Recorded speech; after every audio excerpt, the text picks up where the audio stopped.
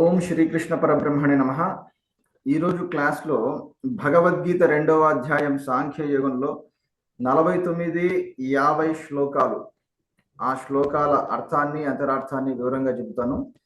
అంతకంటే ముందు నిన్నటి క్లాస్లో నేను మీకు చాలా ముఖ్యమైన శ్లోకం గురించి చెప్పాను. ఏమిటది? యోగస్థః కురు కర్మాణి సంగం త్యక్త్వా ధనంజయ సిద్ధ్యో సమో భూత్వా సమత్వం యోగముచ్యతే. చాలా ముఖ్యమైన శ్లోకం. మళ్ళీ ఒకసారి ఆ శ్లోకం గురించి క్లుప్తంగా చెప్తున్నాను, శ్రద్ధగా వినండి. కాబట్టి నాయన, మీరు ఏ పనైనా చేయాలంటే మొట్టమొదట యోగ స్థితిలో ఉంటూ చేయాలి. ఈ పాయింట్ రాసుకోండి, ఎప్పుడూ మర్చిపోవద్దు. మనము ఏ పనైనా చేయాలంటే యోగ స్థితిలో ఉంటూ లేదా యోగ నిష్టలో ఉంటూ చేయాలి. అయితే ఏమిటో ఆ యోగ స్థితి? నిన్నటి క్లాస్లో దీని గురించే చాలా వివరంగా చెప్పాను. మళ్ళీ చెప్తున్నాను, బాగా వినండి. ఈ యోగ స్థితి అంటే ఇది మనస్సుకు అతీతమైన స్థితి, ఎలాంటి సంకల్ప వికల్పాలు లేనటువంటి శుద్ధ చైతన్య స్థితి. ఈ పాయింట్ రాసుకోండి. ఇక్కడ చెప్పే యోగ స్థితి ఎలాంటిదంటే ఎలాంటి సంకల్ప వికల్పాలు లేనటువంటి శుద్ధ చైతన్య స్థితి లేదా సావధాన స్థితి. చూడండి, మన మనస్సులో నిరంతరము సంకల్ప వికల్పాలే ఉంటాయి. అంటే ఆలోచనల ప్రవాహం. మన మనస్సులో ఎప్పుడు ఆలోచనలు కదులుతూనే ఉంటాయి, అవే సంకల్ప వికల్పాలు. వాటిని దాటిపోవాలి. నిన్న అదే చెప్పాను కదా, our mind should become formless without name, emotion and other forms. మన మనస్సు అనేది క్రమక్రమంగా నామరూపరహితం కావాలి, నిరాకారం అయిపోతూ ఉండాలి. గురువుగారు, మా వల్ల కావడం లేదండి అనకండి, ప్రయత్నం చేయండి. మొదట ఏదైనా కష్టంగానే తోస్తుంది, కానీ మీరు నా మాటను నమ్మి గురువు యొక్క వాక్కును పూర్తిగా విశ్వసించి మీరు సాధన చేస్తూ ఉండండి. అప్పుడు తప్పకుండా మీరు మనస్సుకు అతీతమైన ఆ యోగ స్థితిని చేరుకుంటారు, అడుగు పెడతారు. కాబట్టి మరి అక్కడ ఏముంటుంది? ఆ స్థితిలో ఏముంటుంది? ఎలాంటి సంకల్ప వికల్పాలు ఉండవు. వింటున్నారా? అది మాటలకందని పరమశాంత స్థితి, నిశ్చలమైన స్థితి, నిశ్శబ్ద స్థితి. ఒక్కసారైనా ఆ స్థితిలో అడుగు పెట్టండి అయ్యా. మీరు మీ జీవితంలో ఎన్నో పుణ్యక్షేత్రాలకు వెళ్ళి ఉంటారు, ఎన్నో ప్రదేశాలను తిరిగి ఉంటారు, కానీ వాటన్నిటికంటే కూడా ఎంతో గొప్ప ప్రదేశము ఏది? ఇప్పుడు నేను చెప్పే ఆ యోగ స్థితి. మన మహాత్ములు కొందరు కవులు ఉన్నారు, గొప్ప యోగులు ఉన్నారు. వారు ఏమని చెబుతారంటే, నాయన, ఒక ఏకాంత ప్రదేశం ఉంది, ఆ ప్రదేశంలో నువ్వు అడుగు పెట్టావంటే ఎంత పరమశాంతి లభిస్తుందో, ఎంత పరమానందము నీకు దక్కుతుందో అది మాటల్లో చెప్పలేవు అంటారన్నమాట. అయితే మరి ఆ ఏకాంత ప్రదేశం ఎక్కడుంది అంటే బయట ప్రపంచంలో లేదు నాయన. నీ మనస్సును దాటిపోతే, అంటే నీ సవికల్ప మనస్సును దాటిపోతే ఆ నిర్వికల్ప స్థితి అనేది ఒకటి నీకు ఎదురవుతుంది, అక్కడ ఉంది అని చెబుతారు. అదే ఏకాంత ప్రదేశం.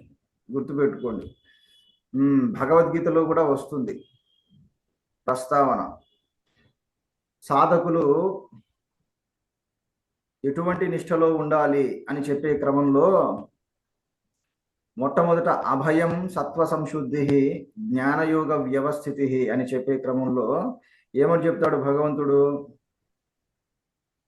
నిర్మమో నిరహంకారో, తర్వాత ఇలా చెప్పుకుంటూ ఆ నిర్జన ప్రదేశంలో ఎక్కువగా ఉండాలి, ఏకాకిగా ఉండాలి అని చెబుతాడు. మరి అక్కడ నిర్జన ప్రదేశం అంటే ఏమిటి అర్థము? బయట కనిపించే నిర్జన ప్రదేశం కాదు, ఇప్పుడు నేను చెప్పే ఈ ఈ ప్రదేశం మనస్సు గుర్తుపెట్టుకోండి. ఇప్పుడు నేను చెప్పే ఈ ప్రదేశము, ఈ ఏకాంత ప్రదేశం ఎంత గొప్పదంటే అది నిష్ప్రపంచం, నిరంజనం, నిత్యం, శాశ్వతం. మొదట ఏం చెప్పాను? నిష్ప్రపంచం. అక్కడ ఎలాంటి ప్రపంచం ఉండదు నాయన. ప్రపంచం ఏమిటి గురువు గారు అనుకుంటున్నారా? ప్రపంచం అంటే ఏమిటి? నామరూపాలు. కాబట్టి మనస్సుకు అతీతమైన ఆ యోగ స్థితిలో, ఆ నిశ్చల స్థితిలో మీకు ఎలాంటి నామరూపాలు ఉండవు. అలాగే ఎలాంటి అడుగుజాడలు ఉండవు. అసలు ఏ ప్రాణి కనిపించదు. అయితే గురువు గారు అది మహాశూన్యమా? మరి మహాశూన్యం అంటే నాకు చాలా భయం గురువు గారు అనుకోకండి. ఎప్పుడైనా సరే శూన్యం అనేది మీకు భయాన్ని ఎప్పుడు కలిగిస్తుంది? బాగా ఆలోచించి చెప్పండి. ఒక అంత మహాశూన్యం ఉంది, ఆ మహాశూన్యంలో మీరొక్కరే ఉన్నారు, అందువల్ల భయం ఎందుకు కలుగుతుంది? నాకంటే వేరుగా కరెక్ట్. ఆ మహాశూన్యాన్ని మీకంటే వేరుగా చూస్తూ ఉండడం వల్ల, లేదా నేను ఒక్కనే ఉన్నానే, ఈ మహాశూన్యంలో ఎవరు లేరే, నేను ఒక్కనే ఉన్నానే అనుకోవడం వల్ల భయం కలుగుతుంది. కానీ ఎప్పుడైతే మీరు ఈ యోగ సాధన చేస్తూ ఆ యోగ స్థితి చేరుకుంటారో, అప్పుడు మీరు కూడా నిరాకారం అయిపోతారు, మీరు కూడా నామరూపరహితం అయిపోతారు. అర్థమవుతుందా? అప్పుడిక ఆ మహాశూన్యము వల్ల మీకు భయం కలగదు. ఇంకొక విధంగా చెప్పాలంటే, ఆ మహాశూన్యాన్ని మించిన పరిపూర్ణులైపోతారు. అది మహాశూన్యాన్ని మించిన శూన్యం అనుకుంటున్నారా? ఎందుకంటే మీరు శూన్యము కాదు, గుర్తుపెట్టుకోండి. బౌద్ధులు చెబుతుంటారు శూన్యం అని, అదంతా శూన్యవాదం. నేనెప్పటికీ శూన్యము కాదు. నేనే శూన్యమైతే మరి ఈ ప్రపంచానికి సాక్షి ఎవరు? గుర్తుపెట్టుకోండి. కాబట్టి చూడబడే దృశ్యం ఎప్పటికైనా శూన్యం కావచ్చు, కానీ చూసేటటువంటి సాక్షి ఎప్పటికీ శూన్యము కాలేడు. ఎందుకంటే ఆ శూన్యానికి కూడా సాక్షి అవసరం.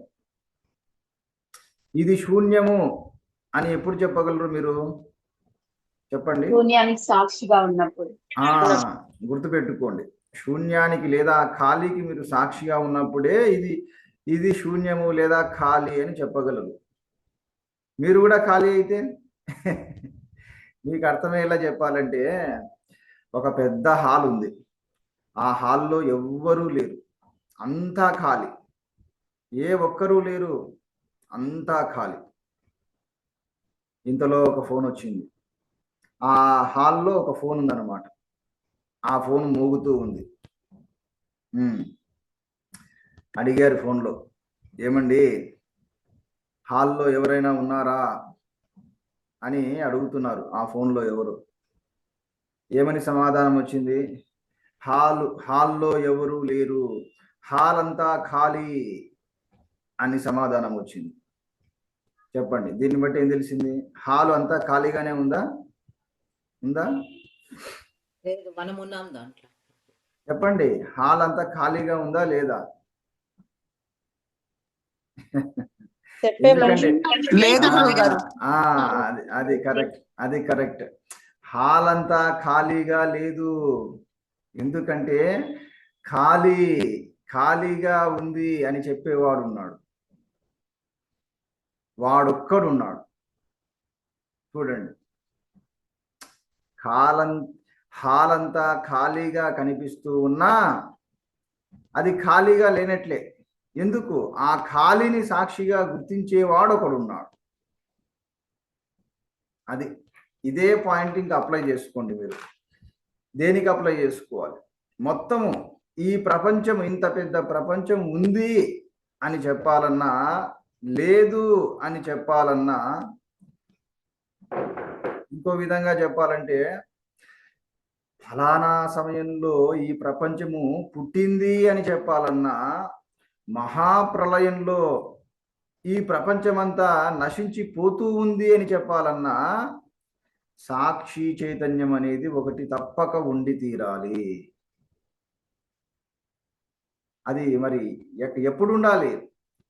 ఎప్పుడు ఉండి తీరాలి. అది ప్రపంచము పుట్టేటప్పుడు, ప్రపంచము ఉంటూ ఉండేటప్పుడు, అలాగే ప్రళయకాలంలో ప్రపంచము నశించిపోతూ ఉన్నప్పుడు, 3 కాలాల్లోనూ ఆ సాక్షి చైతన్యం ఉంటూ ఉండాలి.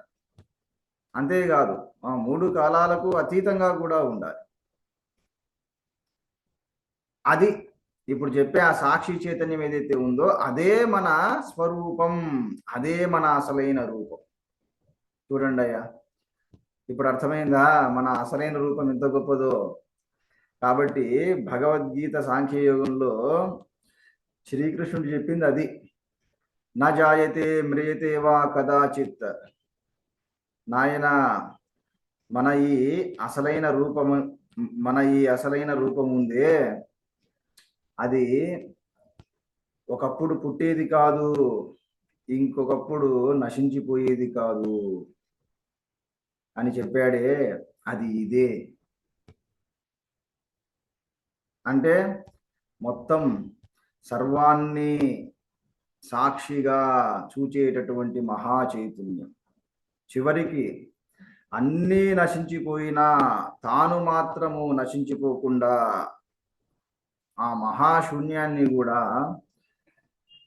సాక్షిగా చూసేటటువంటి మహా చైతన్యం, అదే ఆత్మ చైతన్యం, అదే మన స్వరూపం. అర్థమవుతున్నాయా?